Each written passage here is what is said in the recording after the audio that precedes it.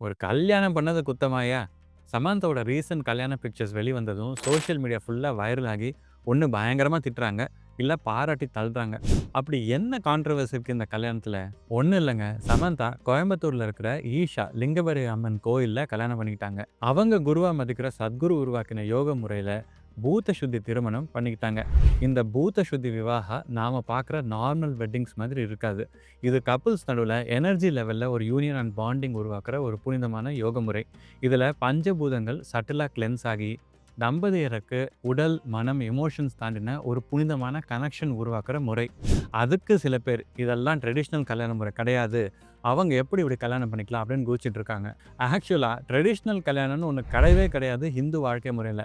ஷாக்கிங்கா இருக்கா? எக்ஸ்பிளைன் பண்றேன். ஹிந்து ஸ்கிரிப்சர்ஸ் படி 8 விதமான கல்யாணங்கள அந்த காலத்திலேயே ரெக்கார்ட் பண்ணியிருக்காங்க. 1 பிரம்ம முறை. நல்ல படிச்ச பையனுக்கு பொண்ண பார்த்து கல்யாணம் பண்ணி குடுக்கறது. 2வது தெய்வ முறை. பொண்ண கல்யாணம் பண்ணி குடுத்துட்டா போதும், நம்ம பெத்த கடன் தீர்ந்துரும்னு நெனைக்கிறாங்கல்ல அது. 3வது அர்ஷ முறை. ஏதாவது பொருள மாப்பிள்ளை வீட்லேருந்து வாங்கி பொண்ண கல்யாணம் பண்ணி குடுக்குறாங்கல்ல அந்த முறை.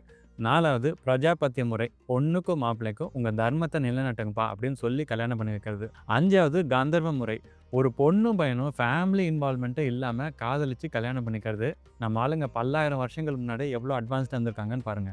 6வது அசுர முறை. பொண்ணு வீட்டுக்கு நெறைய பணத்த குடுத்து பொண்ணோட விருப்பத்துக்கு மாறா கல்யாணம் பண்ணிக்கிறது. 7வது ராட்சச முறை.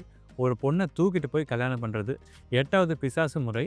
பொண்ண பலவந்தப்படுத்தியோ இல்ல மயக்கமா இருக்கும்போதோ கல்யாணம் பண்ணிக்கிறது.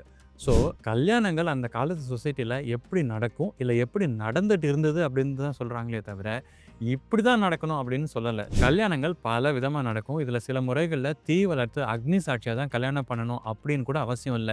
நம்ம புராண கதைகள்லயே மாலைய மாத்திக்கிட்டாங்க, இல்ல மோதிரம் மாத்தி கல்யாணம் பண்ணிக்கிட்டாங்க அப்படின்னு படிச்சிருப்போம். இன்னைக்கும் நேபாள்ல, ஹிமாலய பகுதிகள்ல பல சைவ முறைகள்ல யோக முறைப்படி நடக்கிற கௌரி சங்கர் கல்யாண முறை, கோரக்நாத் சம்பிரதாய கல்யாண முறையெல்லாம் இந்த லிஸ்ட்லயே வராது.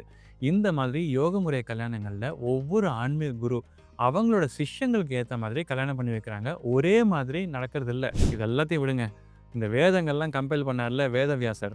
அவரோட தாய் சத்யவதிக்கு நடந்ததே லவ் மேரேஜ் தான். அவங்க ட்ரெடிஷ்னலா கல்யாணம் பண்ணிக்கல. ஸோ இதெல்லாம் செல்லாது அப்படின்னு சொல்ல முடியுமா?